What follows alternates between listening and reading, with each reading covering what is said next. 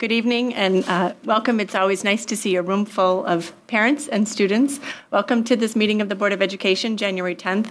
This Board of Education has been in closed session since 6 p.m. this evening for the purposes of a student residency hearing and collective negotiations. Would you please stand and join me in the Pledge of Allegiance? I pledge allegiance to the flag of the United States of America and to the republic for which it stands, one nation, under God, indivisible, with liberty and justice for all. Thank you. I will note that we have 5 of our 7 board members present. 2 have fallen ill. The sickness that's going around town has taken 2 of our board members home in bed, and we're happy to have them home in bed recuperating and not sharing with all of us. We miss them, but we will proceed. The best part of sitting at the board table is we get to recognize students who have done outstanding work, and we're very happy to recognize students from time to time. This evening, we have some students that are in our performing arts program. Mr. Pernod, would you like to do a little introduction? Yes, I believe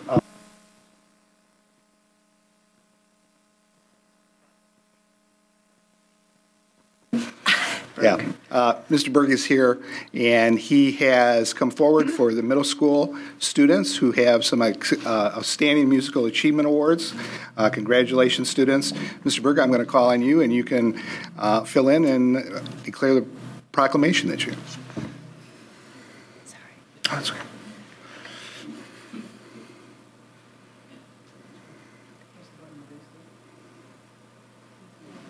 Gotcha. Good evening, members of the board, district staff, and Elmhurst community. On behalf of the Elmhurst Community Unit School District 205 Music Department, it is my honor and my privilege to introduce our Illinois Music Educators Association Junior Festival participants for 2011. First, I'd like to introduce our music staff, many of whom are joining us this evening, who've worked with these students over the past year. From Brian, Ellen Gary, Jessica Cross, Nancy Flanagan, myself, Mr. Jeffrey Harold. From Churchville, Barbara Scott, Cindy Krause, Lindsay Sickinger. And from Sandburg, Stephanie Ferraci, Ricardo Vesquez, Heather Knight, John Gaunt, and Kim Lambert-Hack.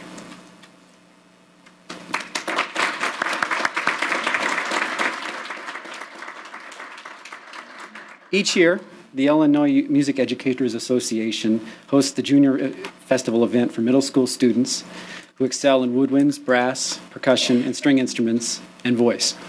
Students audition to participate in the festival band, orchestra, choir, and jazz band. Selected students then spend a morning and an afternoon rehearsing together in one of these 4 ensembles under the direction of a distinguished conductor, clinician, and present a joint concert in the afternoon. Similar IMEA events are held in 9 separate geographical regions of the state during the same time period. On October 1st, Bryan Middle School hosted the IMEA Junior Festival auditions for Region 1 students, for about approximately 1,200 students from across the Southwest Chicago Joliet region. District 205 staff, parents, and student volunteers generously donated many of their hours of time to help the event run smoothly. These volunteers helped set up audition areas, move equipment, monitor rooms, provide information and assistance to guests, serve refreshments, clean up, and reset classrooms. Feedback from IMEA leadership and participating directors and students was uniformly complimentary and appreciative of our efforts. The volunteers from our community who helped facilitate this event are to be commended. The IMEA District 1 Junior Festival was held Saturday, November 5th, 2011 at Riverside Brookfield High School in Riverside, Illinois. The 3 ensembles presented an outstanding joint performance in the early evening for a capacity audience in the field house. The jazz band presented a performance the following week. I'm very proud to present the following Elmhurst 205 students who were selected into the IMEA Region 1 Junior Festival Honor Band, Orchestra, Choir, and Jazz Band. And I would like all the students who are participating this evening to come up here and form a circle in front of the table, and the board will read the proclamation.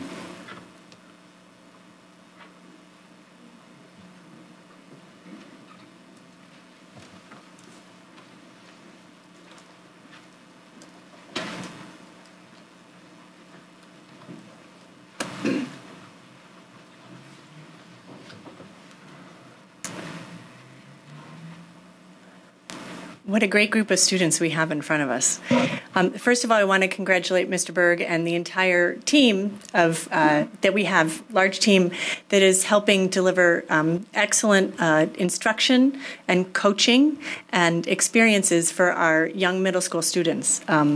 I personally have a child who has gone through the middle school instrumental music program. These students are getting up very early in the morning. They are at school long before school starts, missing the sleep, but I don't think it's beauty sleep that you're missing. You look all pretty sharp. But these students are clearly demonstrating that they are very committed to a broad education. They're getting exposed to the arts, and they're having great instruction. And I think one of the other benefits is working as an ensemble, working with a group and learning how to get along and take direction from their directors and turn that into something that is really incredibly beautiful. I'm very impressed with our instrumental music program, and these children have gone above and beyond. And many, I'm sure, are taking private lessons, spending more time, and are competing. And they're representing us very well. So Mr. Collins is up here to help me as well. Jim, did you want to make a quick comment, or we're good? Jim is going to help me hand out because we have proclamations. It's the custom of the board that we recognize students who have achieved exemplary achievements. And so we have a proclamation that I'm going to get to read and try to read all the names correctly. And then we have a recognition that can be stored at all three of the middle schools that recognizes these students. So without further ado, do you want to just go ahead and hand them out as Sure. Are you ready? That would be great. Thank you. Whereas the Illinois Music Educators Association Junior Festival, held in November, recognizes middle school students for their musical accomplishments. And whereas this program encourages excellence on the part of individual students and encourages further music study and artistry. And whereas Bryan Middle School students, Caitlin Cadigan, soprano voice, Ciccarone, tenor voice, Michael Griffin, trombone, Alexis Homan, flute, Christopher Irby, bass, Hannah Kikos, cello, Robert Kildow, clarinet, Marissa Krilich, violin, Tatum Langley, alto voice, Ella Lee, violin, Brooke Morenz, alto voice, Michael Seaborg, trumpet, and Kevin Sheehan, cello.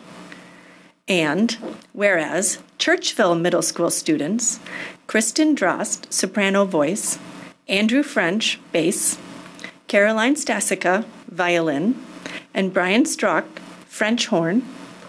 And whereas Sandburg Middle School students, Eileen Baird, soprano voice, Catherine Bartos, soprano voice, Henry Braun, alto saxophone, Rachel Catalano, cello, Amy Choi, flute, Stephanie Sway, violin, Jessica DePaul, soprano voice, Caitlin Kolasecki, viola, Stephen Kryenbuhl, bass voice, Caitlin Cundy, alto voice, Olivia Martins, oboe, Catherine Mitchell, soprano voice, Emily Patterson, soprano voice, Daniel Stumpf, trombone, Michael Stumpf, trumpet, that must be a very loud house,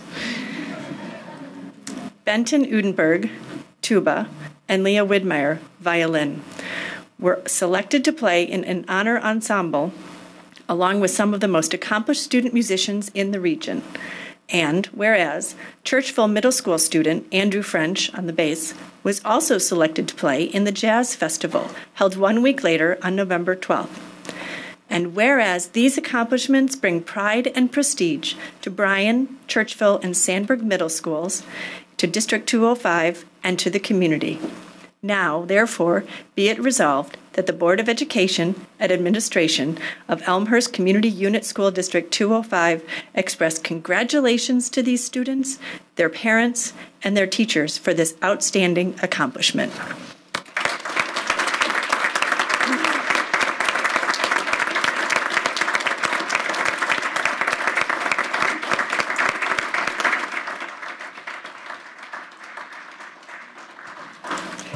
Okay, students, if you want to just turn around and shake the hand of the board member that you see we like to congratulate the students personally, so thank you for coming.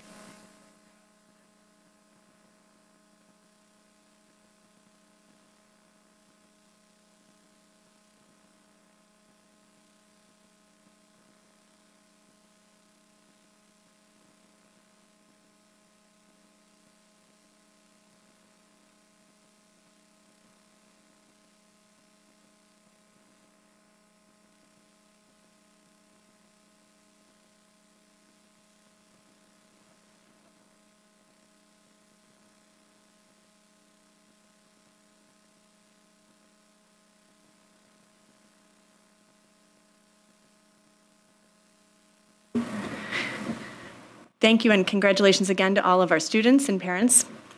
School is back in session, and so we'll take just a quick minute here if you would like to get your students home so they can go home and practice some more or maybe work on some homework. But congratulations again, and we will resume in a minute. Thank you. Okay, thank you. If we move on to the remainder of our agenda, Mr. Pernod, actually, before we move on to the next agenda item, Mr. Pernod has an announcement that he would like to make. Yeah, I want to put this in just because it's another recognition, and we just received the word just this afternoon. The Illinois Student Assistant Commission recently recognized 17,000 students from 773 different high schools across the state as the 2012-2013 Illinois State Scholars. And the Illinois State Scholar winners rank in the top 10% of the high schools. Selection is based on the ACT, SAT, and Prairie Achievement, and is the high school counselors, in conjunction with Illinois State Assistants, determine the winners. And congratulations, we have 128 of our York students who have been recognized in that group. So we will bring them back with their names, but I just thought it was important that we recognize that this evening. So thank you. Thank you. That is very good news. We're very happy to hear that. This meeting tonight is actually a workshop meeting, and what that means is that we have topics that we need to discuss and research and have some good, healthy discussion around. It also gives the public an opportunity at a particular point in time. We welcome input on a particular topic. So we have two workshop discussion topics that we're going to discuss tonight. First is mission and vision statement that we've been working on. Second is a review of the committee structure that the board has put in place. So we'll begin with one, and once we're finished with the board discussion on mission and vision, if you have something that you would like to add to the conversation, a comment, you're welcome to come up to the microphone and ask a question or provide some commentary. So Mr. Pernod, I think we're going to start with mission and vision statements. Yes. If the board remembers, we had developed a tentative new vision and mission statement that we had discussed at a previous board meeting. And at that point, the Board of Education was interested in community feedback on those vision and mission statements. So I was assigned the task of gathering that input. We gathered the input in a variety of ways. We had posted the vision and mission on our website and asked for community feedback. I met with students at York High School on a couple of occasions to discuss the vision and mission. We put it out to staff and solicited staff input. We asked principals to talk about it at a staff meeting and have the teachers direct that input back to the Board of Education. So this evening you have received a summary of all of those comments related to the vision and mission statement. So this evening I thought we could start by having the board just discuss their reaction to some of the community, student, staff input that you received on the vision and mission, and from that make some comments about what you believe our next steps would be in establishing vision and mission as we move forward in this process. So with that, I think we could just open it up. I know board members have been looking at those comments from community members, parents, and students, and so I think teasing out some common themes and what the opinions were will probably be helpful and just a starting point for the discussion.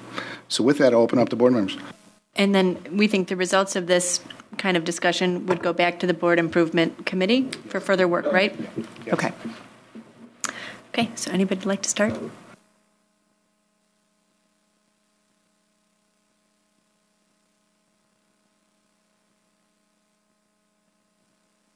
We had a pretty good discussion in the committee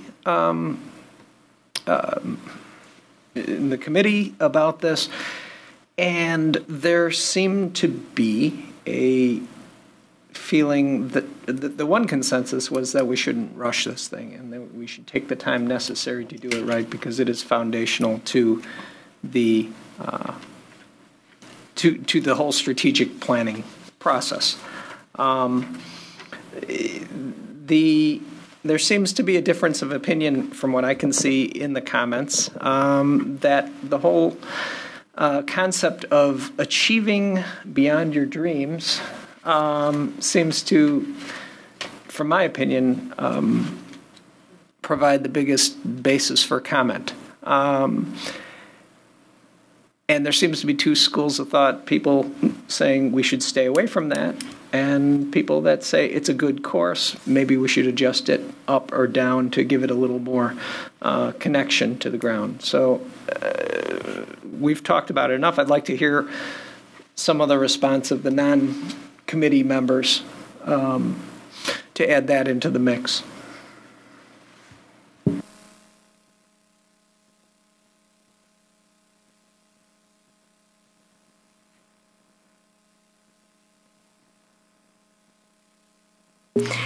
The other main comment that we discussed in our committee was it was the dreams, the word dreams, that provided the most feedback.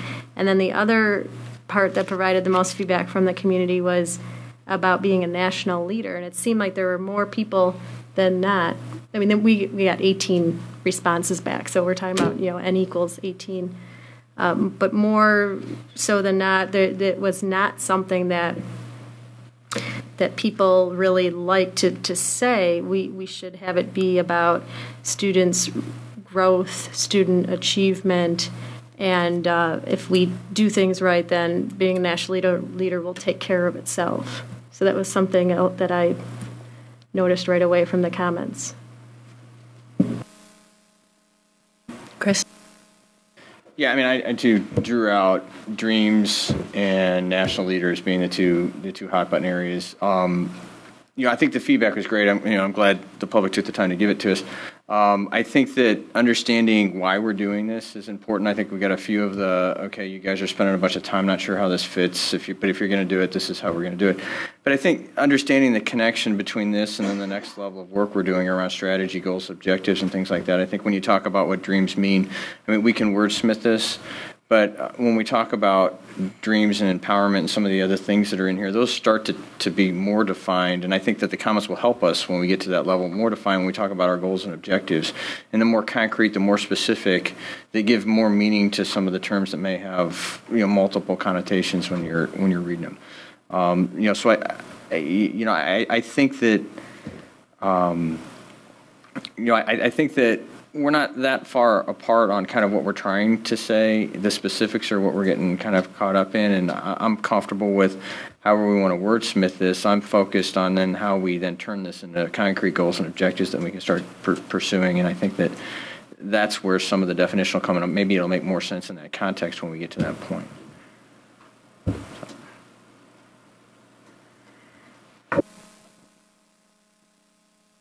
I mean, there are people far more skilled at wordsmithing than I am.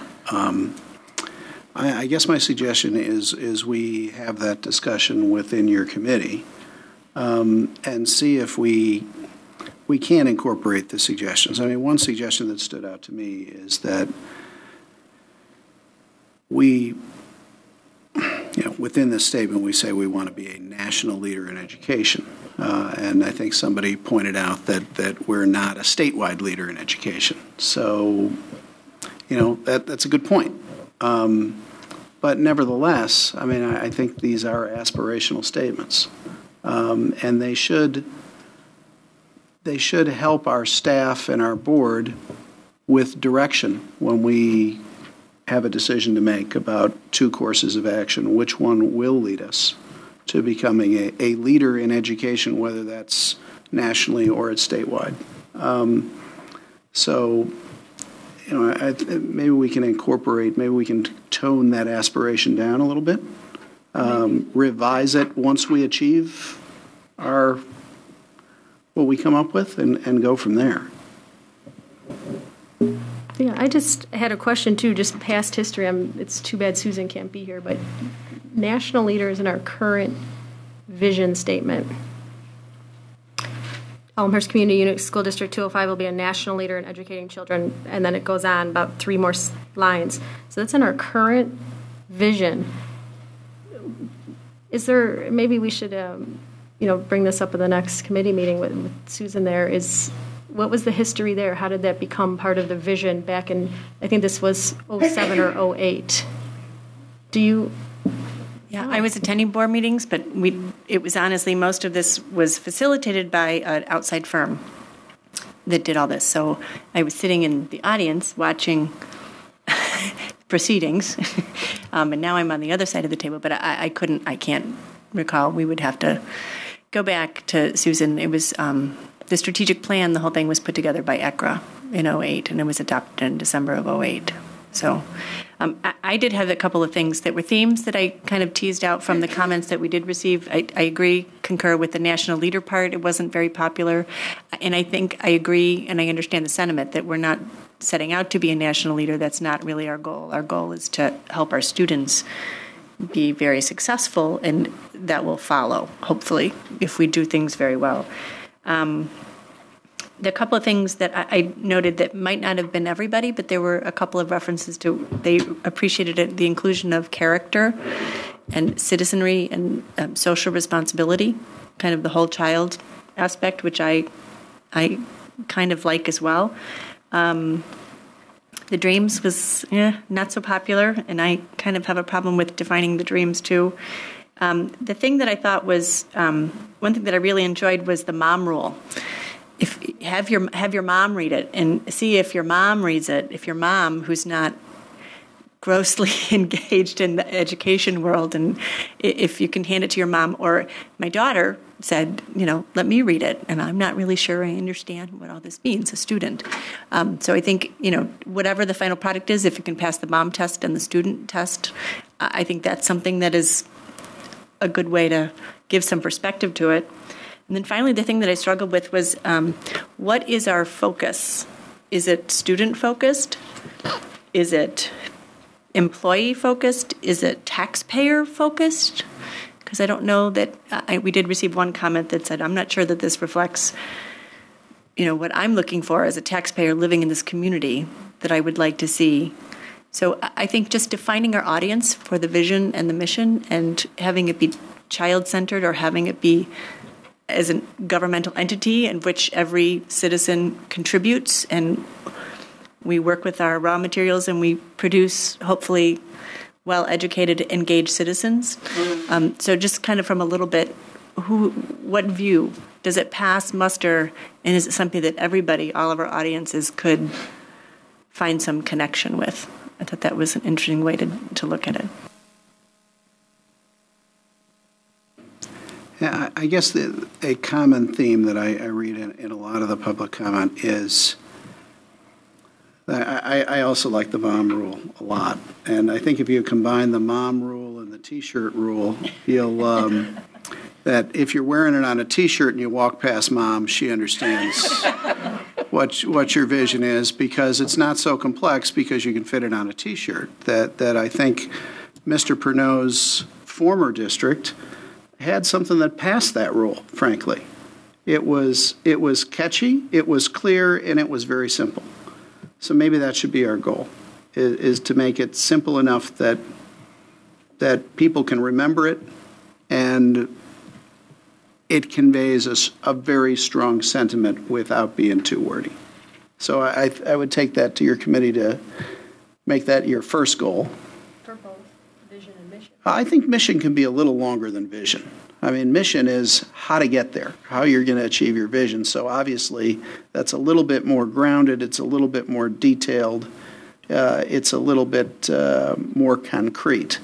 So I think that could be a few sentences long. And, beyond that, I mean, this is one of those things that when you see it, you got it, but it's hard to describe how to get there. I I think the vision is something that everybody should be able to relate to, and in the voice of a teenager, you know, is this something that you're going to use every day, Mom, or is this going to sit on a shelf? You know, you lay out the rule that you say this is going to be the rule, and then you never follow it. You know, this is something that I think, and chime in, but I think that this newly seated board really believes that what it is that we want to put out there is something that we want to live by. We want the board to live by it. We want our teachers and staff. We want our students. We want our parents. We want everybody to really get on board with and see how we're working towards a real vision for what we're trying to accomplish. The mission can be a little more instructive in terms of the how and kind of reflect a little bit of the values of whether their character, you know, hardworking, how aspirational we're going to be. I don't know. A couple things. We got two challenges here. One is to deal with the dream issue. No historical references. And my feeling about that is DREAM does two things. First of all, the fact that so many people talked about it in two different ways shows that there's not really a consensus about it. And if we stay with DREAM, I think we're not looking. We want something everybody buys into. The other part about DREAM, and the comments seem to focus on DREAM, and only a couple of them got to those other very powerful words in that vision statement, which is empower, which is really important. And the other part is achieve. And DREAM, by being a bigger issue, seems to have taken away from those two other words. And so my inclination is to keep that structure of that and find something other than DREAM or other than beyond that is something that we can more coalesce around and bring out the importance of those other two words. Yeah, go ahead. I just want to comment on that quickly. There were several community members who were willing to put forth. They did the work. They rewrote for us or gave us some suggestions. And one of them is for the vision of Elmhurst District 205 is empowering all our students to achieve their highest individual growth and achievement. I mean, maybe, so I would encourage the committee to go back through the detail. There might be some chaining of words or some impetus that might help you come up with the wording.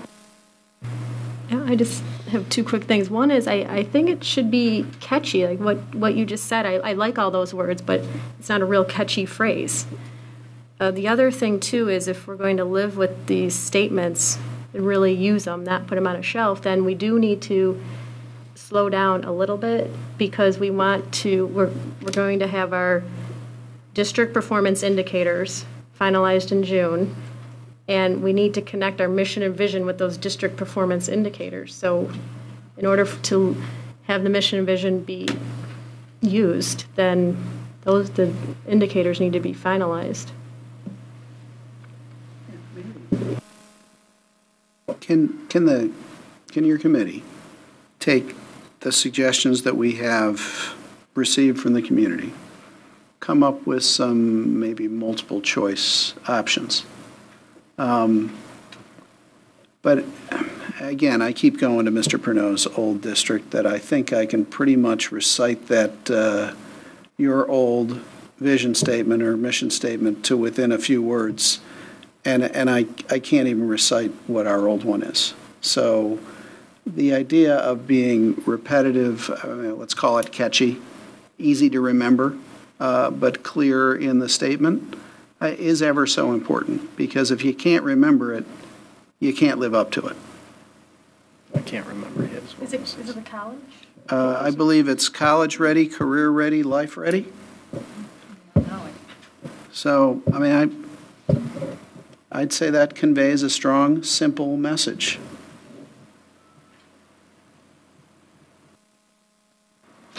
Okay. Mr. Boone, would you like to add anything? You good?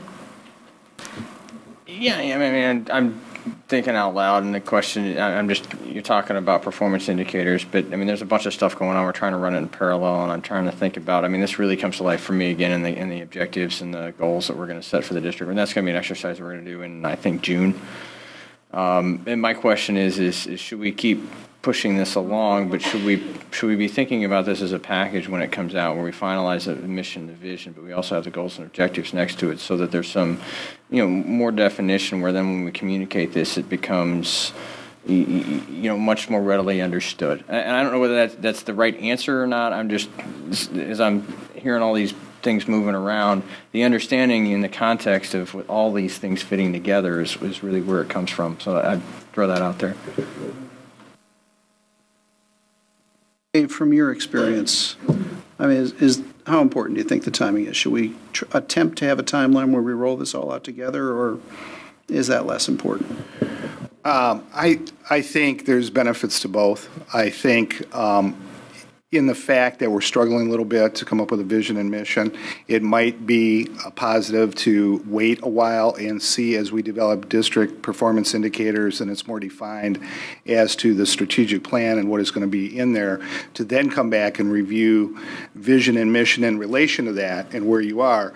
Board members may have a better vision of where that vision statement should be at that point. And so maybe that's the more prudent approach to this. And just, I don't think it's critical that we come up with a new vision mission right now. I think at some point, though, I think you're going to want to at least coalesce about a vision and mission for the school district. But there may be benefit in holding off and slowing this process down a little bit and then waiting and seeing what we have right now. I have a feeling you're probably closer than you think, but I think it's going to take some time and to look at all the aspects of this from a district-wide perspective. So, I think maybe one other idea is that we're looking to have all of our performance indicators set by June, but we're going to be in committees discussing, what categories are we looking at, what within those categories, what types of things, and I'm hoping that we have some good process discussion about how we're going to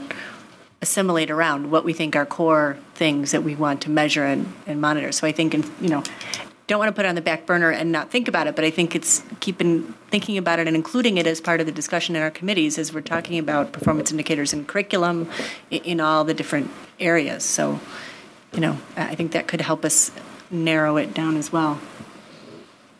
So, Shannon, do you think you have enough to take back to the committee to kind of... Any other board members want to add anything else on this part of the conversation? Okay, I will open it up. I was just going to say, well, our committee meeting will be January 26th. Okay. It's about 2 weeks, so, yeah. Yeah. Okay. This is a workshop meeting, and this is a workshop agenda item. So if there's anybody who has real strong feelings about the discussions that we've had so far on mission and vision, clearly we're not ready to decide on those this evening. But if you'd like to have input, raise your hand, come on up to the podium. Seeing no takers, we will move on to our next agenda item. You can always email superintendent@elmhurst205.org or any of the individual board members as well for feedback. When you get the aha moment in the middle of the night and you can tell us exactly what you think we should say. Okay, moving on to our next agenda item. Mr. Pernod, would you like to kind of kick this off a little bit? Yes, the other workshop item we have this evening is to talk about the board committee structure that we established at the beginning of this year. We are halfway through the school year, and we had decided in the retreat workshop that we had in August, I believe, that as we develop this new structure for the Board of Education and having board committees, that we would spend some time initially and have a discussion and evaluation of the positives and the improvement areas and overall how the board committee structure was working for the board. I understand we haven't been under the board structure that long, relatively speaking. I think most of the committees have met 4, maybe 5 times. But I think it's a good opportunity to at least do a check of where we are with the committee structure and how the board's feeling about the committee structure, what areas are working, what areas are not working. So as a result of that, I put together a survey that I asked board members to give us feedback and then bring that back. And we sent that summary survey results to you today. And so you can see not only the evaluation of the structure, but also board members' comments about the structure. So again, I think it's kind of the same format as we just had with vision and mission. I think the board probably, as you read those, had some maybe aha moments or some ideas of where we should go with the board structure, what's working, what's not working, and that feedback is going to be important to us to start working at. I would suggest, too, and I thought of this earlier in the day, at some point we may want to also have a survey to the cabinet members who are co-chairing and involved in the committee structure, because, part of it is it has to work for them too. It's a two-way street here, and I'll take responsibility for that. I didn't think of that until I woke up this morning about 7 o'clock and said, probably should have done that too. So at some point, I think it's important that we survey my cabinet and see what's working from their side, what's not working, and go from there. So we'll send them an anonymous survey in the future. If you guys are comfortable, I encourage you to join in to the conversation as we start talking about things. And if we go down a path that you just go, I just can't live with that, please, you own this as well as the board members. So I encourage you to hit that little magic button and contribute when you feel the need. So we're going to, again, do this very loosely. We have a lot of feedback from all 7 board members. We had several questions to answer in terms of effectiveness in moving the board forward, the district agenda forward, how this reflects the priorities of our board, which we kind of teased out in our first 3 meetings when we met as a new board in June, how effective the agendas and the discussions have been, how effective overall the committee structure is in the use of our time as a board member, and what areas we feel a need to improve the committee structure. So I don't want to go through each question, but those were the questions the way that we were approaching this. So anybody who has something they'd like to start with, tee it up.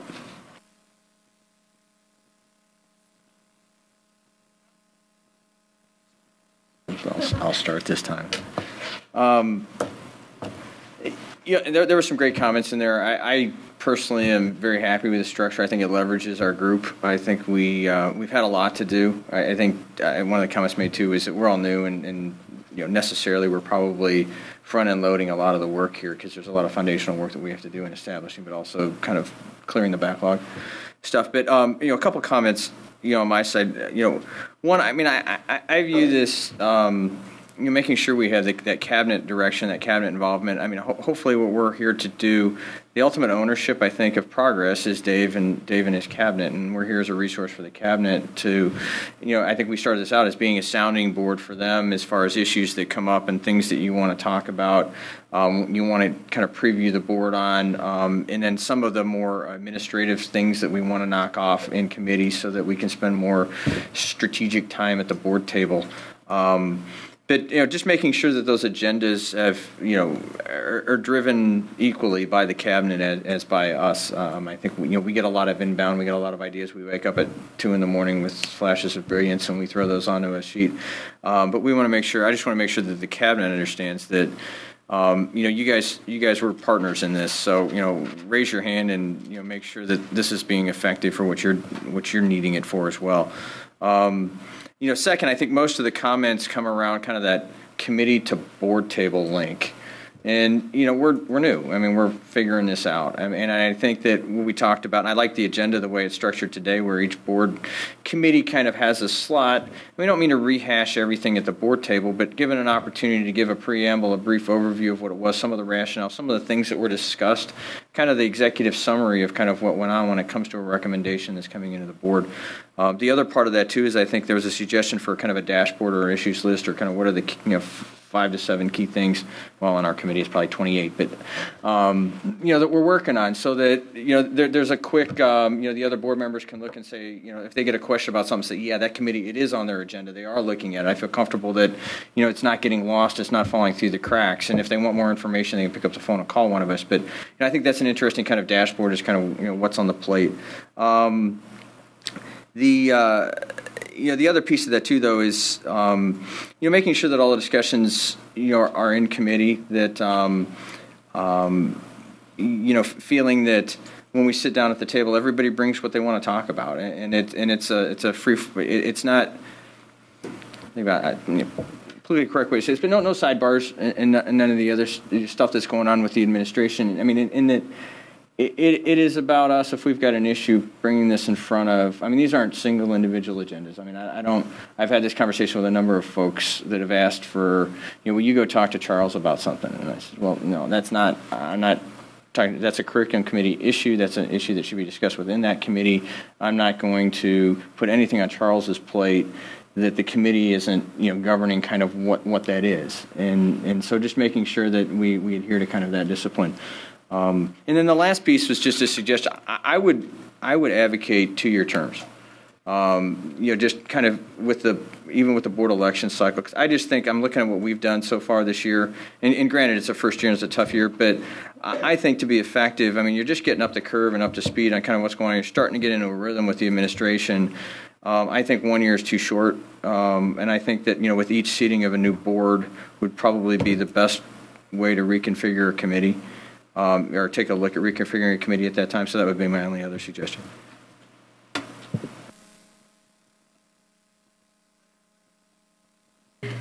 I think the committees have been great for building relationships and getting to know each other. We have so many new people on the board and in the administration, so I think it's been great for relationship building, getting to know each other. Also, it's been really good for alignment between the board and the administration. It's a way that the board can represent the community, the administration can represent the district, and we can just have a good discussion, good robust discussions about topics. So I think it's been great for really some deeper discussions. And also, one of the issues though is a lot of issues have come down to timing. Like for instance, the curriculum committee meeting was last Wednesday, and then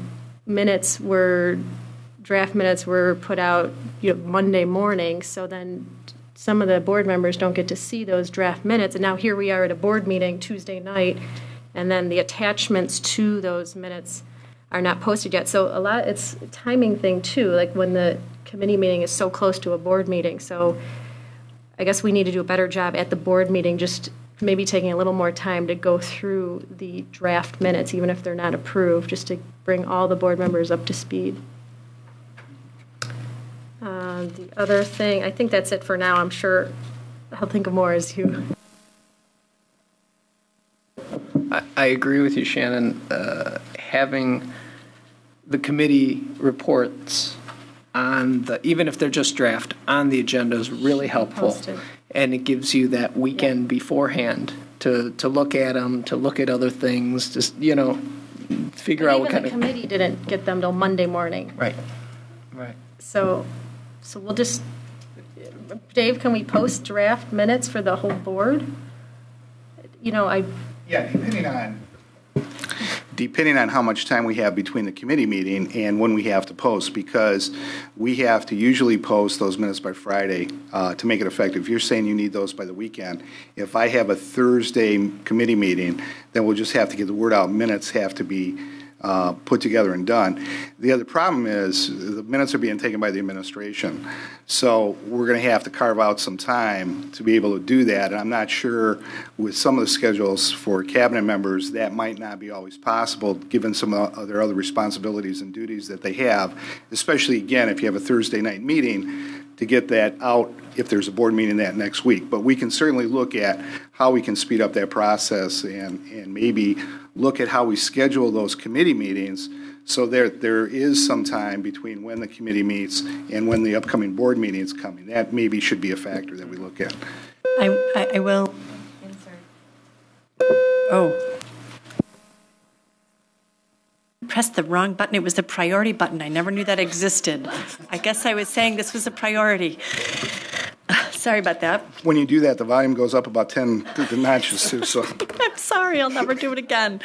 I did wanted to say we have a rebel in the group because now for the Curriculum and Instruction Committee, actually, we have a board member doing the minutes. Oh, that's right. So we again, it's new. We're still figuring it out, and we have some minor inconsistencies, and we're learning through it. So that just means, Shannon, that you got to stay up that night and write the minutes. And But Shannon, yeah. What's so time sensitive? I mean, my question is just to the extent that there's something that needs to be acted upon at the board meeting. Sure, I mean, I get the time sensitivity, but if you have a meeting on a Thursday, board meeting's on Tuesday, typically 2 weeks later we're going to meet again.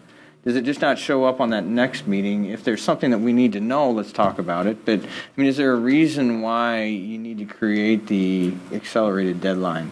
Well, I was just reading through the committee, the survey that were some of the complaints about sharing information in a timely manner and having board members ready for the next board meeting.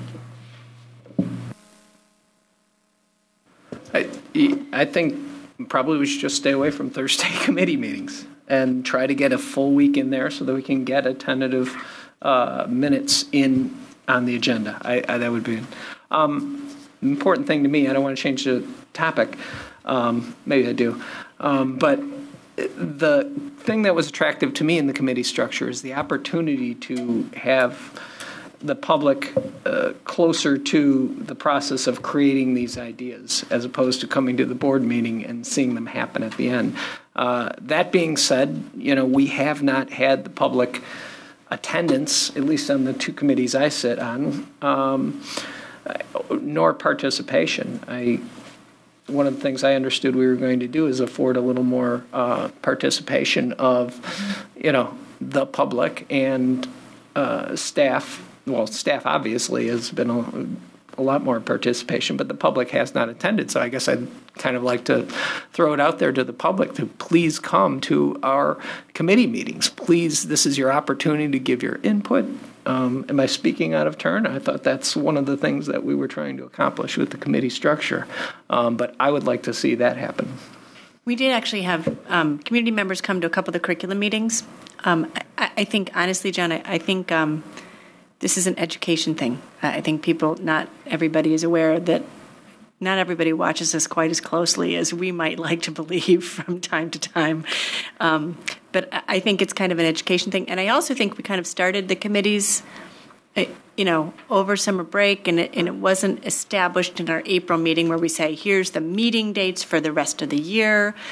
We've made a pretty big change to the way that we operate. So I want to say I think we could do a little bit better job in terms of providing some education and awareness of kind of the way that we operate. But I don't know that I was ready to do that until we really kind of figured out what we were doing with committees ourselves. So I think that we could definitely encourage, of course, they're open meetings, they're published, they're posted. Our agendas are posted. We do a pretty good job, I think, of posting minutes, so you don't even need to necessarily attend the meeting to kind of capture what was discussed. So I think I agree with you. We could absolutely improve community engagement, but I think it's still the benefit, for me personally, the benefits of having that small group discussion and a free and open discussion and a little bit earlier in the process far outweighs the transparent. We do need to make sure we're careful with our minutes for transparency's sake, but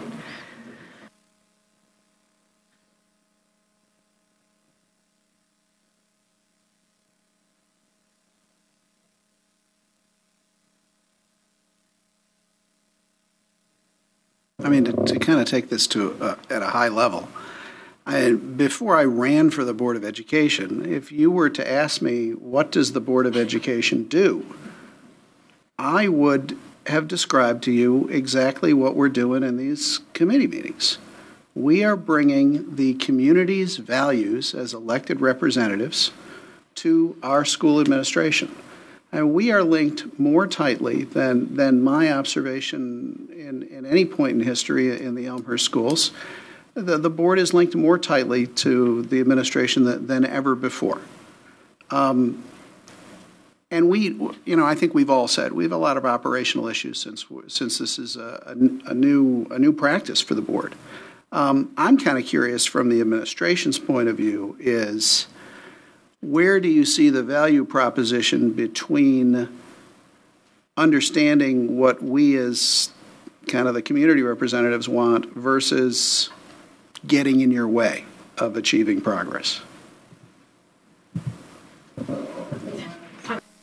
Jim, that's a loaded question. There was a tough setup. You don't have to. Charles, how is that for a loaded question? Can you rate that on a 1 to 10 scale, please? They're waiting for the anonymous feedback. Squirrel. We don't Sacrificial lamb, anyone? I'll step up. Yeah, I have to say that in terms of understanding the context of the district and prevailing issues in the district that have been around for extended period of time, that having a subcommittee structure has been invaluable, and that there's been a number of things of which we have not been able to get a full context around that the subcommittee provides it for us and has enabled us to make decisions or change directions or to nuance certain programs in a way that I think reflects the needs of the communities expressed through the board. So I found it to be very valuable. I have yet to find or experience a situation where the board was getting in my way. I found quite the opposite. And as I look at other things that we need to work on in the district, I see it as a resource that I'm excited to be able to use. Hey, I don't know everything around this particular issue. Can you provide me some feedback? Yes, in that vein, I would encourage the administration that if you feel frustrated by these committee meetings, that we are all new at this. This is a new concept for us, and I'm guessing for all of you as well, that please don't be shy about telling us that, hey, this or that has got to change because you're slowing us down. No one will be hurt. Or you're putting too much on our plate and we can't possibly hope to get it done in the time allotted. But, you guys have lives. As long as you're sleeping at least 3 or 4 hours, we're okay with that. I have a couple of themes that kind of came out that if we could just talk for a couple minutes. The agenda planning, there was some discussion in terms of how we plan agendas. And I know, Chris, I think one of the comments that you made at the beginning was kind of talking about, we're the sounding board to provide the community values and the input. But I think it's kind of, in my head anyway, there's kind of two parts. One is the sounding board role, but then the other one is the board kind of giving some direction. And I think that comes out with the performance indicators, and it comes out in, long-term aspirational things that we want to do with facilities, that we want to do with curriculum. So I think it's kind of two parts. And I think that's why it's a great model that we have a board member and a cabinet member kind of teamed up. But how do you, maybe if anybody wants to comment on agenda planning, how the agendas look, too big, too small, too much administration, not enough board, too much board, not enough administration. I've heard some, I have my own impressions, but I'd be interested in hearing from other people on that topic. Personally, I think they're good because, at least in the two committees I serve on, the agendas are primarily driven by the administration because, you all work this job way more than 40 hours a week. So you know what your priorities are. You know where you need to get to and in what time frame. And I think the items you put on it is where you're looking for community input and where the board can help steer direction. And if you have, 2 alternatives or 3 alternatives, you can get our input into which one you could pursue. And I think that's good. We do tend to discuss, our discussions tend to go on longer than we anticipate, right? But I don't know if that is the nature of school boards, the nature of the 7 people that we have on this board. I can't tell you that. But I think if we can discipline ourselves into having a little bit more terse discussion, everybody benefits.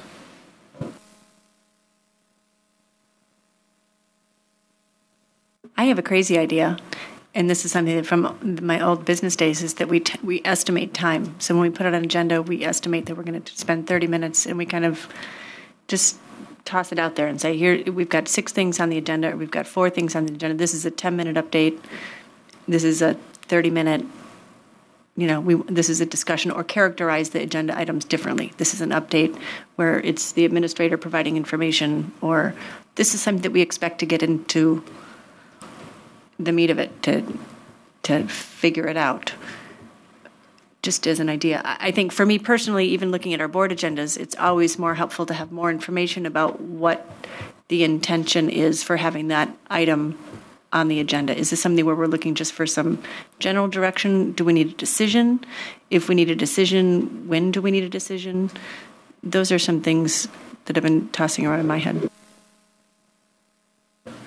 I've been very comfortable with the agenda setting for the committees that I've been on, because I feel like it's been a collaborative effort of staff and board members coming together on what needs to be done. I especially like the way the finance committee did it and said, okay, we're going to do this in this meeting, and we want to do this, and the goals and things that need. When you say they need to do things, they need to accomplish things from an administrative perspective, not a policy perspective. And I just want to clarify that. I understood that's what you meant. I just wanted to clarify that one.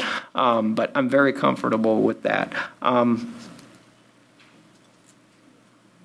As far as time constraints, I think that could be part of that agenda setting. Say, let's do that. I'm going to bring it up. The idea that, Maria, you were right. Policy is huge. It takes a lot of time. It's the exception to the rule that you stay out of the details, because it is the board's policy that's being written. It seems to take a lot of time, and I think we've given short shrift to some of those other functions, and I'd suggested in my comments moving things to the other committee. I don't want to dump on another committee that I'm not a member of, but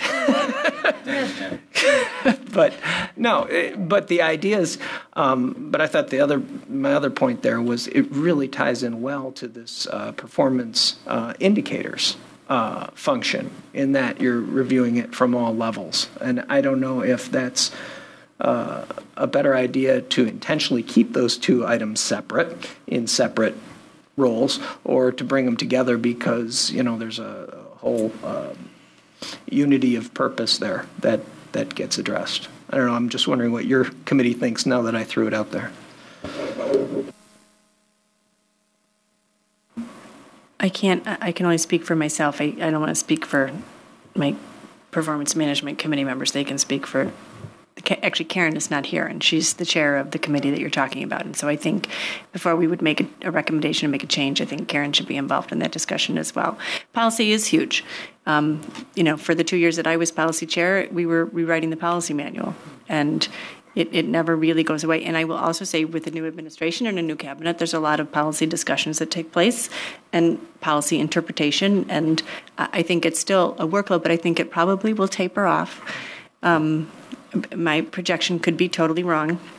But I do think that I agree, and I think Mrs. Stufen, in speaking for her just for a minute, did indicate that, her feelings were similar, and that that the team wasn't able to commit as much time to board improvement of our board processes and the community engagement piece in particular as she would like. I don't want to purport to give the answer to that. I agree with you, though. I think there's a lot on that committee's plate, and how we resolve that is something, if other board members want to chime in. One way we could do it is, okay, so the committee is board improvement and policy. We could alternate, we tried to do this last month, and it was because of me. But anyway, you alternate, one meeting you start with board improvement, the next month you start with policy. And then we could try that for a few months, see how it goes. Or, ask Karen, too, what she thinks about changing, moving board improvement to the performance management committee. I say within performance management, if we're trying to adhere to kind of our unofficial 9 o'clock deadline, there's not a ton of extra space there either. And so I think we just collectively have to figure out how to divide it up. I mean, I like Shannon's idea of of kind of alternating meetings and seeing if that fits, or carving out a separate policy group, but we don't want to add any more time, and we've already got a ton of time there. But and we're in the same spot in performance management, though, where there's a lot of discussion between now and kind of June, which is the target date for performance indicators. So there's going to be a lot of stuff pushing around. There's also with PIRA and a lot of the stuff that's going on there. I mean, we're spending a lot of time on that. But I hear you. I mean, there's no easy answer, but right, board improvement is still an important thing not to get lost on. Oh, Maria, you raise a good point that there are some reasons why it looks like it's going to taper off, and I'd say hold tight, let's see how it goes. Policy will subside a bit, and the points you raised about the reasons why are good ones. And no, there were things I didn't see, so appreciate that. Hey, one other topic that I wanted to address that I do have some feelings about our minutes. I think we've improved in terms of our minutes and getting, we talked about the timing. I think we probably still need to figure out, and if we plan for next fiscal year, we'll do a little bit better of planning meetings ahead of time. But I do want to encourage us, and I don't know if it's the chairs that need to own this, but at one point there was a perception that I think we all agreed that decisions aren't made in committee. Decisions are made at the full board table with all 7 board members. And so I think, one idea that we had kicked around was coming up with kind of a format for, okay, we have consensus on this. This is a recommendation that should come back to the full board. It's almost a practice that we use, that we say, okay, on this particular agenda item, we've reached consensus on this. This is something that the full board needs to do. We did that regularly with policy. We'd churn on policy, and then we'd say, okay, it's ready to go. And then it comes back to the full board. And maybe either the board chair or not the committee chair or the minute taker, we could really work on teasing out to make sure that we say, this is a recommendation that needs to go back to the full board. We could get it to the board president and to the superintendent, who's sitting through all of our lovely committee meetings, and just make sure that we're very distinct and clear that these are decisions that need to be made by the full board. And I think it also helps raise visibility and transparency. You look at the committee meeting notes and you see what's going to be coming up on a future board agenda. How do the committee chairs, or how do you all feel about putting a little more structure in place in wrapping up consensus and recommendations to the full board? I tried to do that when I wrote the minutes for last week's meeting on January 4th for curriculum. At the end of each agenda item, this will be a first reading for a policy, or this will happen in fall of 2012. So I think it's good to put dates or timing for each agenda item. It will help others that aren't part of the committee. The last thing that I teased out, or I'm sorry, Jim, did you want to? The last thing that I teased out was there were some comments about other board members attending committee meetings that they are not a member of that committee. Does anybody want to comment on that while I take a drink?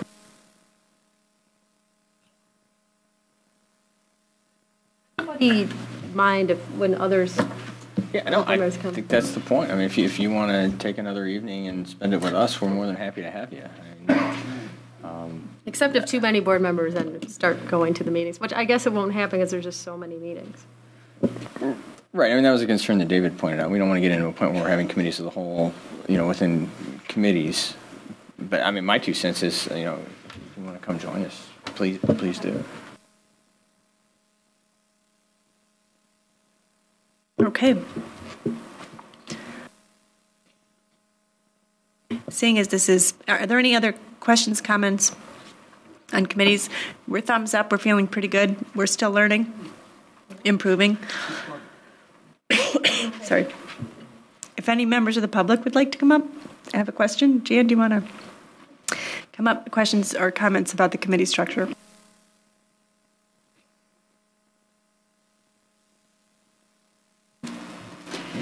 I'm Jan Dorner. I'm speaking for myself and not for any organization. As you all know, I've been coming to school board meetings for 20 plus years. 20 years ago, there were committees, and the committees probably went away maybe 15, 14 years ago, except for the policy committee. And I am speaking what I want to bring up is specifically about what Mr. McDonough brought up, which was to invite the community to be involved. I did go to one committee meeting, and I tried to sit away. It was set up as a big round table, and I tried to sit, kind of off to the side, and was encouraged, no, come on, sit up here, come on. In all the committee meetings and all the school board meetings that I have attended, I was never that intimately involved. I'm not sure that is appropriate at a committee meeting. I think maybe you have to set up at every policy committee meeting that I went to for the last 20 years, it was the same as any board meeting. The community was not allowed to speak except during public comment. And I participated in this committee meeting probably more than I've ever participated in a committee meeting before. I enjoyed it. I'm not saying it's wrong, but perhaps you need to set some rules up. Jan, could you just kind of lay out what you think might be a productive or appropriate role for public in a committee meeting? Just, do you have any thoughts on that? No, I can't. Okay. No, I can't. Right. I can offer one guideline that all of our board meetings they are board meetings, they are meetings in public, they are not public meetings, right? So we conduct our business in the light of day, in the view of the community. Our regularly scheduled board and business and workshop meetings are televised and stored, and our meetings are always required to be open to the public so that they can see our deliberative process, what we're considering as we're making decisions, and then what decisions we make. So, and we can talk about including, we are required to offer public comment at the beginning of even committee meetings. So we do have that opportunity for the community to be engaged. We could have a discussion about treating it like a workshop, kind of what we're doing here. And that's something that we could entertain. That seems to me the most logical thing to me is do in a workshop format where we bring up the topic. The members of the public who are at the meeting can comment. We can actually interact with them. We can discuss more and give the public the opportunity to comment again. At least the committees I am, my attitude is we value the public's input into our decision. After all, we are Elmhurst Community Unit School District. We're looking for that community input, in my opinion. But I think Mrs. Dorner's comments are well taken in that maybe we need to make that process a little more formal. I think you're right. I think it's fine. We don't have a problem with Mrs. Dorner. She is wonderful and observes our school board and reports back to the community, and she's pretty level-headed and isn't out of control. But if we found somebody that tried to usurp meetings and control the time, I think that's what we're trying to make sure that we're getting our business done. I think that's the sentiment which is behind that. So how do you feel about if we were to adopt that kind of an approach where we used a workshop kind of an approach? Is that something that we could kind of have a consensus around and try that? Marie, I think it's important to have a format that allows two-way communication with the public. I think it can be limited, it can be structured, it can be organized so that it doesn't dominate. We were elected to, make these decisions and take these votes. But I also think there's a resource there in the two-way communications that shouldn't be lost. But I agree that it should be regularized, it should be formalized, it should be controlled, because it really could get out of control. Any other topics and committees? Are we ready to move on? Okay. Let me just, before we move on, I just want to thank the Board of Education and my cabinet. It's one more evening away from family on this, and it's been a big commitment and dedication to everyone concerned. So I want to thank you for taking the time to do that. And hopefully it sounds like it has been helpful. It has moved the district forward. And given that and the board's commitment to stay with it, just thank you for that time commitment. So we appreciate that. Thanks. And thank you, Mr. Pernod, because Mr. Pernod does sit through every committee meeting, and we can be long-winded as we are right now. So I'm going to go ahead and move us along in the agenda. And actually, a format of the agenda has changed a little bit this evening based on some of the rumblings and some of the feedback that we've taken. We've actually moved. We used to give board committee reports during board communication at the end of the meeting, at the very latest, and we're moving them up earlier in the meeting. So next on the agenda is board committee reports. We have 3 committees that have met since the last board meeting, and we asked the committee chair to give a brief update and update our fellow board members on what discussions are in play and any recommendations that come forth. So we'll start with curriculum and instruction, and that would be Mrs. Ebner. Okay, there were 5 agenda items for our meeting last Wednesday for curriculum and instruction, January 4th. And the first thing we did was review school improvement plans. Last month, we approved York's school improvement plan, and this month we reviewed all the other schools, their school improvement plans. And there were just a couple top-line items that I wanted to point out is the committee agreed that the emphasis will shift from ISAT goals to MAP goals. So we'll be talking more about MAP in the future. That's a type of test like the ISAT, a little bit different though. It's more about student growth. And also we talked about district performance indicators. I brought this up earlier in the meeting. And those will be developed throughout the district, and specifically for curriculum and instruction, there'll be academic district performance indicators. And after those are finalized in June, the school improvement plans may be revised to reflect or be aligned with the district performance indicators. And then there'll be more consistency among the school plans.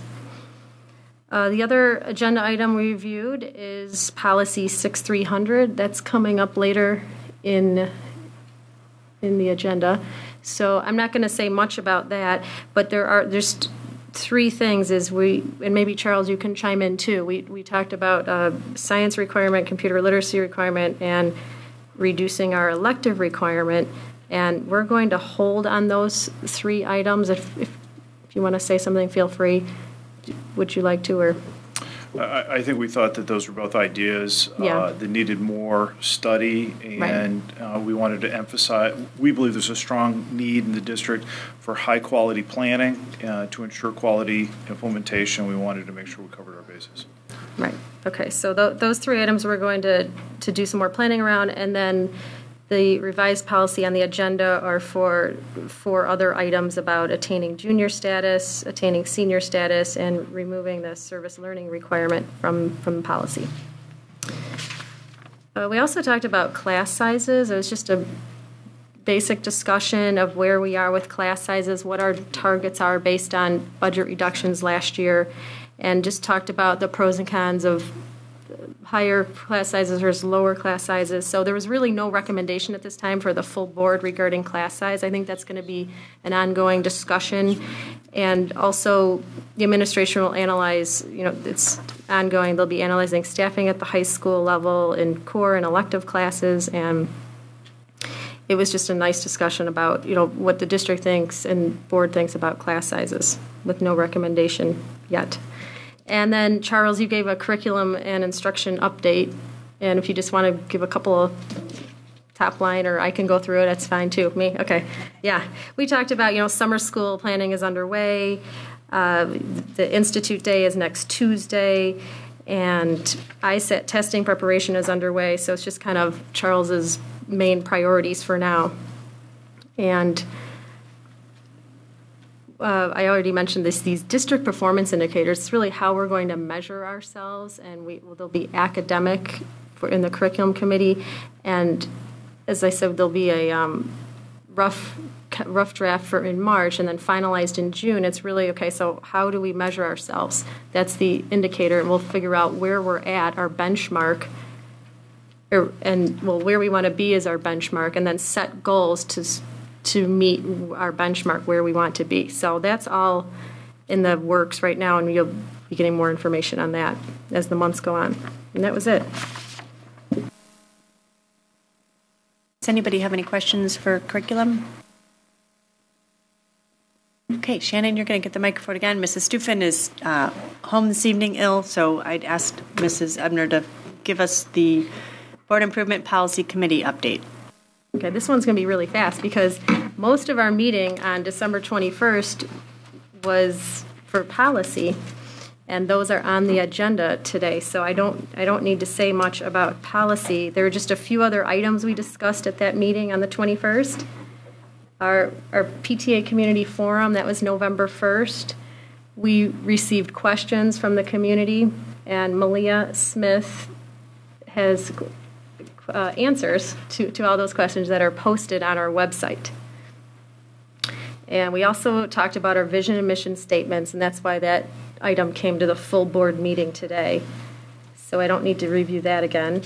And then the other item we discussed was our committee structure, and that, again, came to the full board tonight, which we've already discussed. So this one's very quick. And Mr. Collins, would you like the Finance and Operations Committee update? There are two committee meetings that we've had since. I'll review one, and Mr. McDonough will review the other, and I guess we can go in chronological order.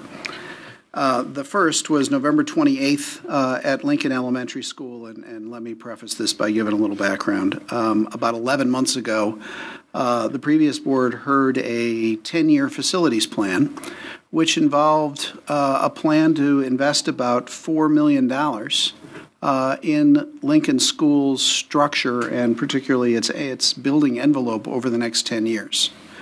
The question was asked at that time, if you're going to invest, and I point out Lincoln School is 95 years old, at least its oldest section has had many additions since.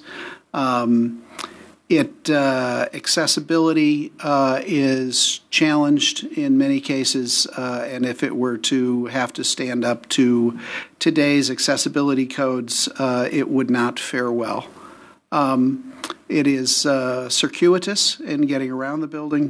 Drain pipes from the gutters run through the walls intentionally, and that was just the design of the original building. So the question was asked, if we're going to invest $4 million over the next 10 years in that building, what would it cost to replace that building? So with the change in administrations and things, that got put to the wayside. And so we brought it up again on November 28th. We had present staff from the White Architects and Mr. Hsu, who's our Director of Buildings and Facilities. So we took a tour of the school, and White presented three alternatives. Two were very similar. Plan A and Plan B would involve renovating and some of the existing structure, certainly utilizing the 2006 classroom additions that were put on the school. One involved building a school going west, and the other involved building a school going south. Keeping the students in the school but rotating them over a 2-year period while construction was done, somewhat similar to what was done at Hawthorne. Estimated total cost of both of those projects was identical at about $19.5 million. Plan C involved basically scraping the gym off of Lincoln School, building to the north on the ball field that is to the north of Lincoln School, a brand new school, completely, not utilizing any of the existing Lincoln structure. That would take about a year to do. Students would not be disrupted, and the estimated cost for that was about $20 million.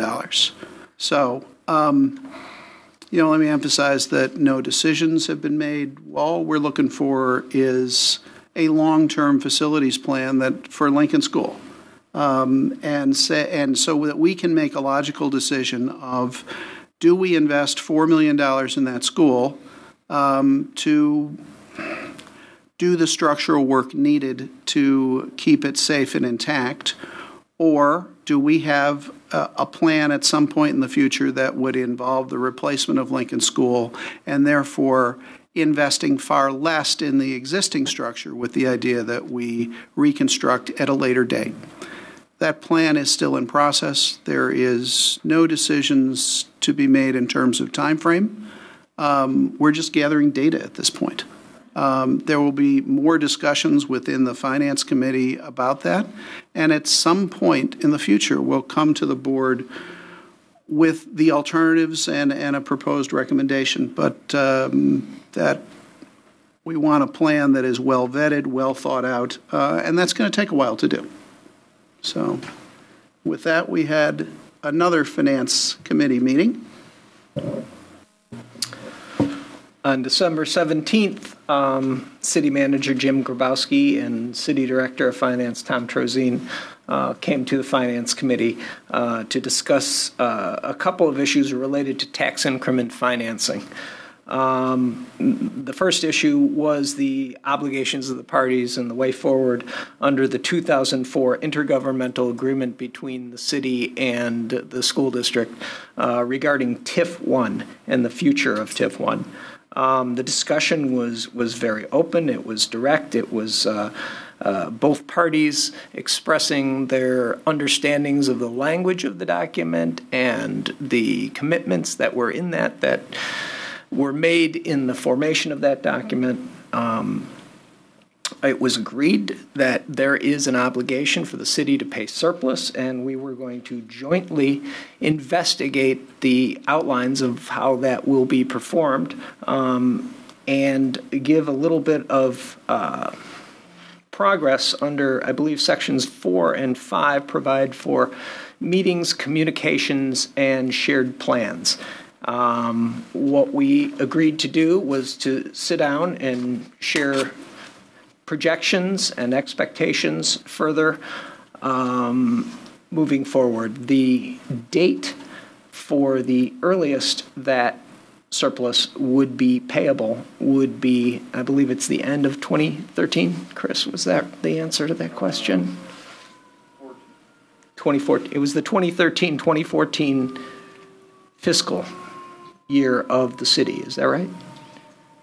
Well, whatever the detail, it's about 2 years away, and there's time to get together to see what this TIF district what involves with completing the development plan in the TIF district and the amount of money it will require and the surplus that would be paid to all the taxing districts, not just the school district. We also discussed briefly the future TIF proposals that the city has been investigating.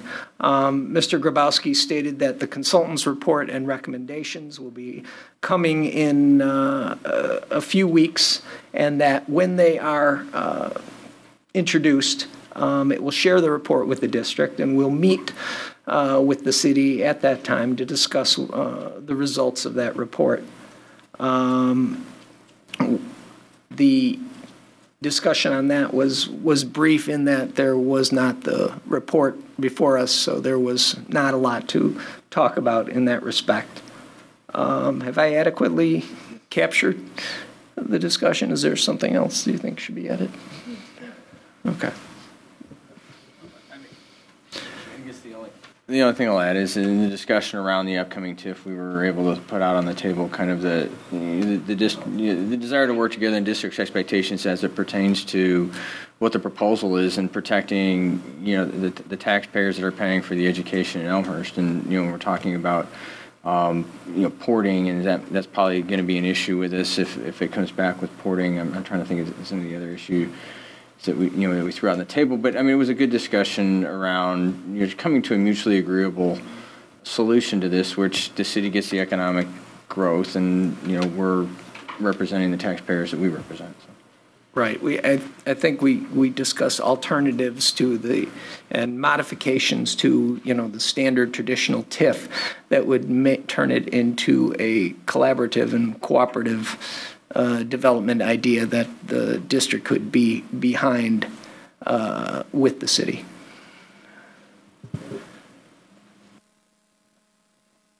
Any other questions or comments on any of the committee reports? Seeing none, we'll move on with our agenda. Next on our agenda, we have the superintendent's agenda. We have a consent agenda this evening. Typically, we save consent agendas for business meetings, but we have a couple things. So I would accept a motion.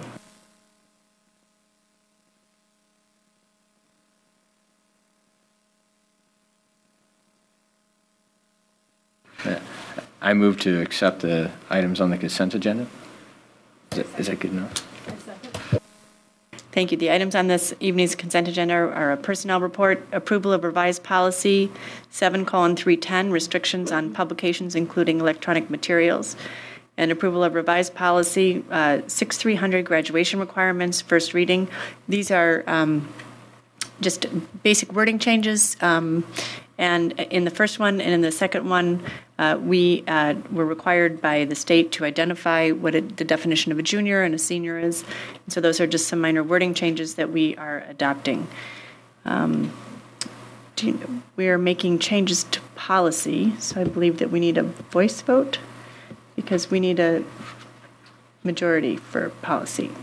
So, right. Yes. So, Mrs. Walsh, would you please call the roll? Mr. Bloom? Yes. Mrs. Ebner? Yes. Mrs. Durrani is absent. Mr. Collins? Yes. Ms. Hirsch? Yes. Ms. Stufen is absent. Mr. McDonough? Yes. Thank you. That's 5 yeses, 2 absent. That motion carries. Next on our agenda, we have the superintendent's agenda. Sorry, the board committees took up so much time. We pushed you to the end of the night. We've got 2 action items. Mr. Pernod, actually, if it's okay, I'm going to toss these over to our policy guru, Mr. McDonough. Mrs. Stufen is not here. And so if you could just, we have first approval of a new policy, 5:125, electronic media usage and conduct. We're presenting this policy for first reading. Our practice is to present it for first reading. If there's any questions, discussions, and then we'll bring it back at a later meeting for second reading, and that's when it's actually adopted as board policy. Could you give us a recap?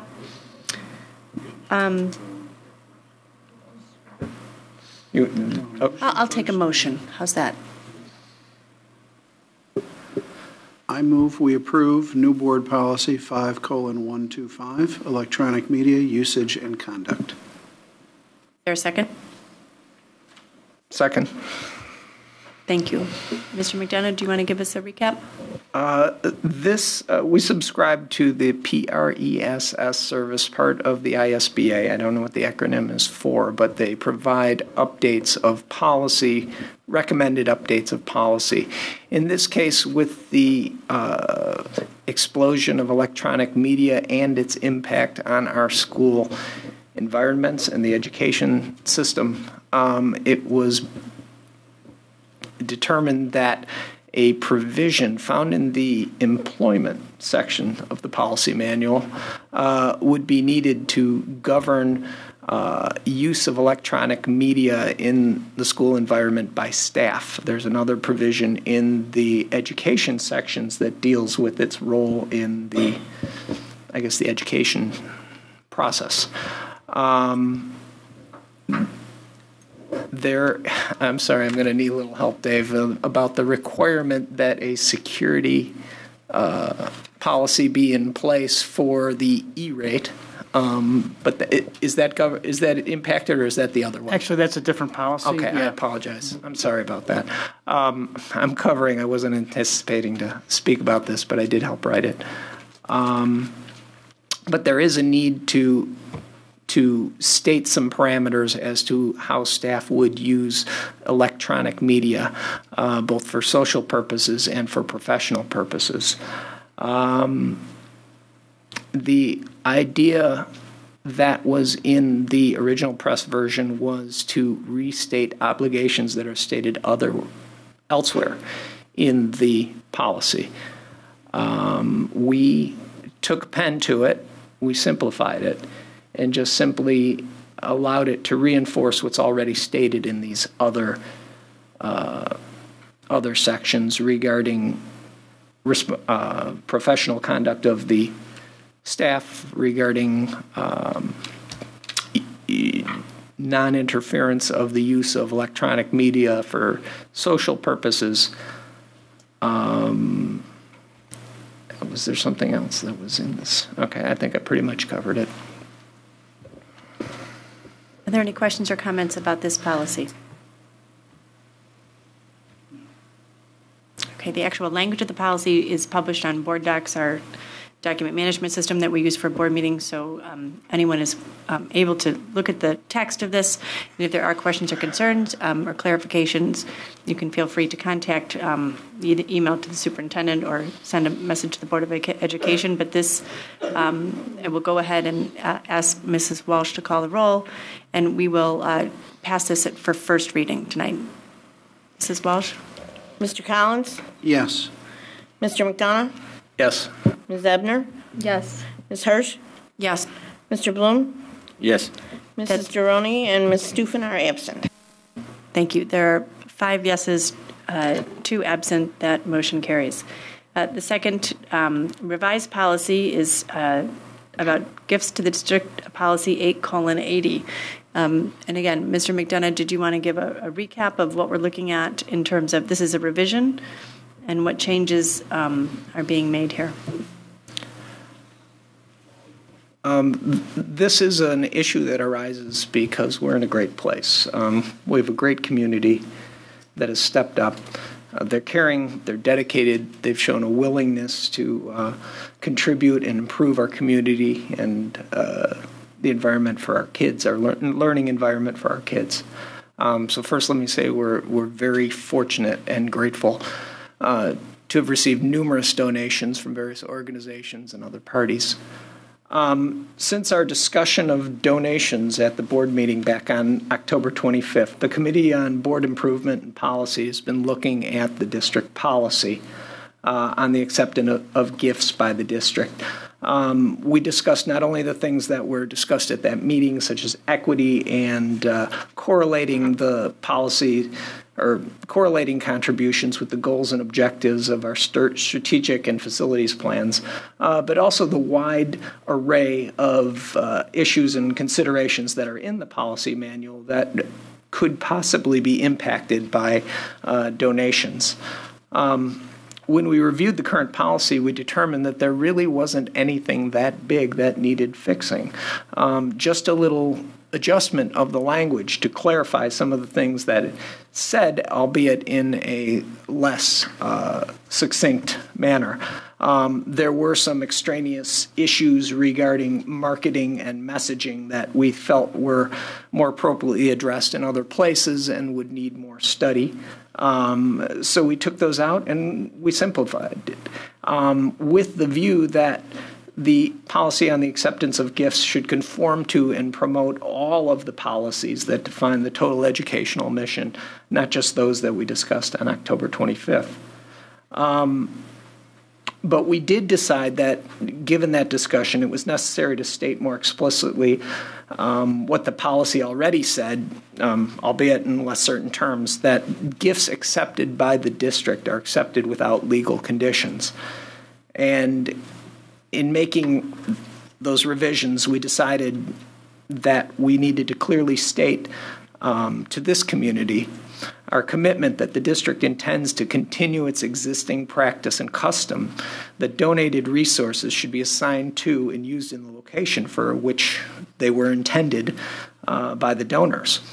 But that being said, in the unlikely event that there is ever a need to reallocate district resources among our schools and between our students in order to keep our commitment to educate every child in an equitable manner, we need to make those decisions in a context, in an environment that does not involve the risk of a lawsuit. Accordingly, we needed to clearly state that these gifts will not be accepted with legal conditions because we need to have those discussions here in the boardroom and not in a courtroom with lawyers billing us for their time.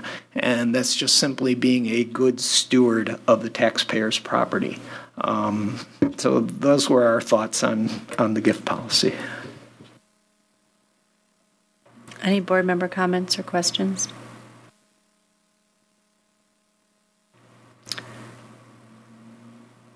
Okay. I need a motion. I move that we approve a first reading of revised policy 8:80, gifts to the district. There's a second. Mrs. Ebner seconds. Mrs. Walsh, could you please call the roll? Mr. Collins? Yes. Mrs. Ebner? Yes. Mr. Bloom? Yes. Mrs. Droney is absent. Ms. Hirsch? Yes. Mr. McDonough? Yes. And Ms. Stufen is absent. Thank you, Mrs. Walsh. That's 5 yeses, 2 absent. That motion carries. Next on our agenda is our upcoming meetings. Oh. Yeah, it's at the, I still got it. Yep, thank you. Next on our agenda is upcoming meetings. This Thursday, the Performance Management Committee will be meeting. Thursday, January 19th, the Finance and Operations Committee is meeting. Tuesday, January 24th is the Board of Education business meeting, which is at 7:30. And Wednesday, January 25th, the Board Improvement Policy Committee is meeting. All of our committee meetings, I think, generally now begin at 7, and all of our meetings are here in this building. We do have one action that we are going to take based on closed session. Mr. Collins. This is a motion coming out of the agreement of the board from closed session held earlier this evening. The motion is that the Board of Education approve to uphold the hearing officer's factual findings that student VB does not reside within the Jackson Elementary School's attendance boundaries on a regular fixed basis, but instead lives within Lincoln Elementary School boundaries. As a result, I move that student VB be allowed to finish the 2011-2012 school year at Jackson Elementary and return to her home school of Lincoln Elementary for the 2012-2013 school year. Thank you. Can I have a second? Mrs. Ebner? This requires a voice vote, so Mrs. Walsh, could you please call the roll? Mr. Collins? Yes. Mrs. Ebner? Yes. Mrs. Droney is absent. Ms. Hirsch? Yes. Ms. Stufen is absent. Mr. Bloom? Yes. Mr. McDonough? Yes. Thank you. That's 5 yeses, 2 absent. That motion carries. Last on our agenda is board communications. Are there any board members who have anything that they would like to share with the rest of the board? Seeing none, I will accept a motion to adjourn. I move we adjourn. Any seconds? Second. All in favor? Aye. Don't forget to say yes. This meeting is adjourned. Thank you for your attendance.